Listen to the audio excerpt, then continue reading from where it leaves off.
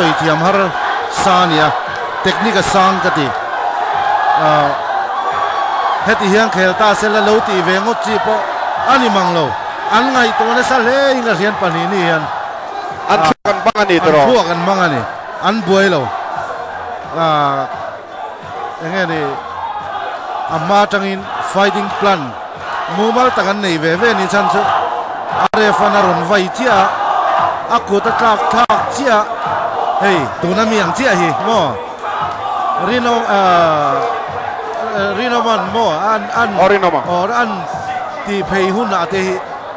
khatilai chance te kha anin man chat mai ne tu va technique hi sang ka ti aro pui ka ti rau pui che khop mai zanin hian light nei lo tai la kan van buai om em chu vain electricity department chu kan lom em ani ti kha kan soi kan zep le zau tiang azol ka pui sang mizoram mun sang heng power te hi arua khai thiang beran sensor chara an buai le ni ti po kan sia an chu kan lom tak meu ni helai mun kan nei lo ve kan ti pon an theva avat zela power department a thok tu te chunga hian kan lo ma kan complain te hi an ngai poi mo em an hiat velan in phone call zung atiang chuan kan har san namin sut kian sak turin thai to pan chu hal thin ani chu te rolin nei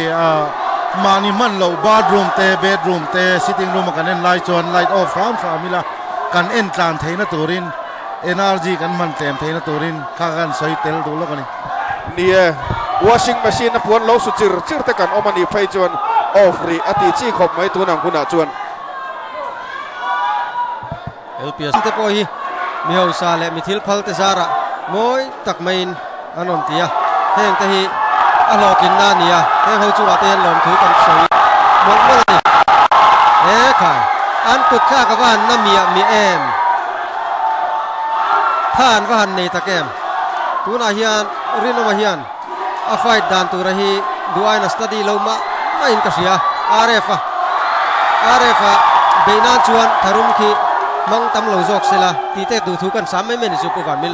lo sathiam u kun zok na hi chu akun lo jok hian an tu kuma hen nem du khopa hatiang khan Rfa khan tu na po khan Lalrinawma kha ak tu kuma khan an ne mani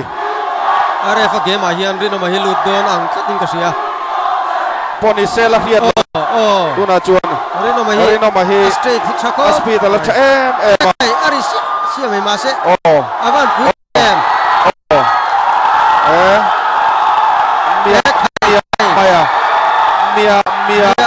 maya hetiang in nekhi nai sotan in nora anin sik mai sai suai tu te assistant director te pon hetiang hian an nau pani in nekhi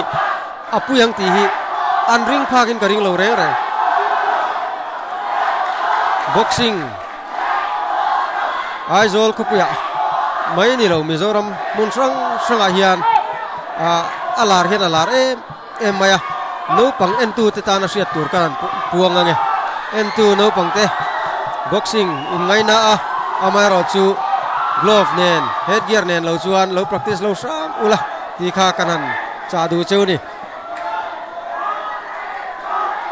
LPS pro fight ngai ama ngen te ania tu na referee hi ani hian boxer te siat thiam na hiang em maya om zenei lo hian boxing ring a hianin akal tir ve ngai lo nin kam chatat mai ni hei hi ngai mangen te hi te me thau deu to na in tunma boxer tha ha ani tuna po rin roll bera he kan la nei so zel maya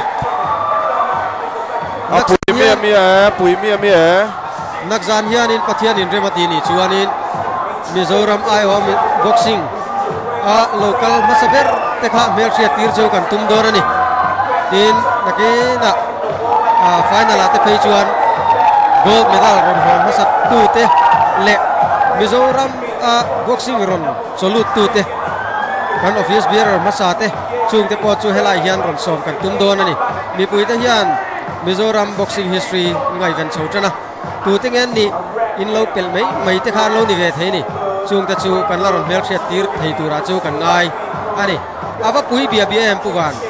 he in hey te thil pakhat kan hril lok teng che Rfa hi Ramfangzauva hi Manipur a han khel tum khan ngai sang lu tuka minga antia tin Manipur chuna lar leni adikang he chu professional fighter turani he tianga boxer tha hi mizo jinga hian an tam lo khop mai rin oma hi awan ro pm katia tuna hianin mizo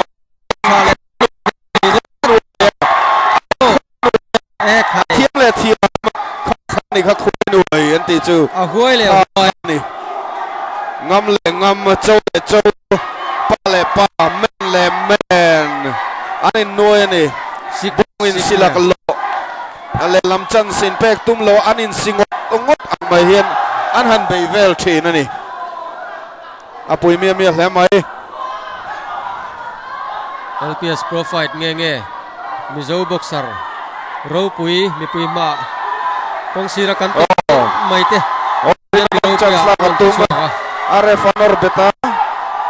Rfa hain gat inek nuai ma main lang aram tini referee kan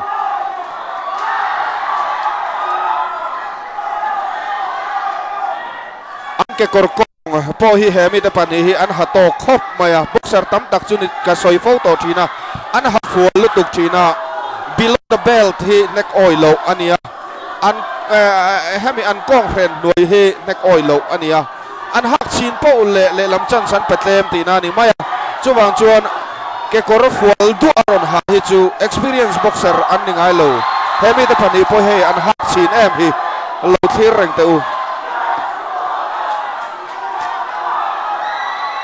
avan pui riap em apui mi ni an tha pon seng na sa last round final round to pani to atu zong nge chakang round ruk khel se chak jok puri chiang takin sia thei se chakam khop mai round li a hi chuanin an la kham khop lo dur ani hemi te pani hi chuan round li hi mizo boxer te tan hianin alo klem lutuk ma tran to mon chu ti turani an pani hian manjana kan interview khan in lo thiranga round ruk nita se final hin chowem tia ka zona kha an chou thak zak thu han soi ve ve ni nget maya mi pui tran lo ve an nia ni pani hi khan than chuan sa round lina ania tuna hian ril nei tak ve ven alle Lalrinawma step abuai trepa maro chu rupang ai lea ani nek miala afu aoma afu lo atamboka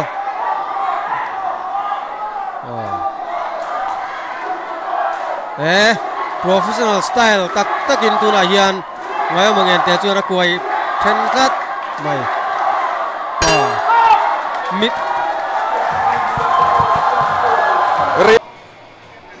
split kan naya just number 1 39-38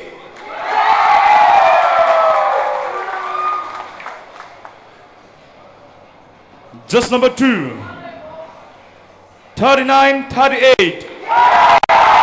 just number 3 37-39 in red corner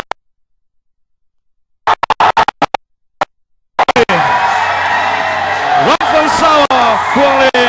red corner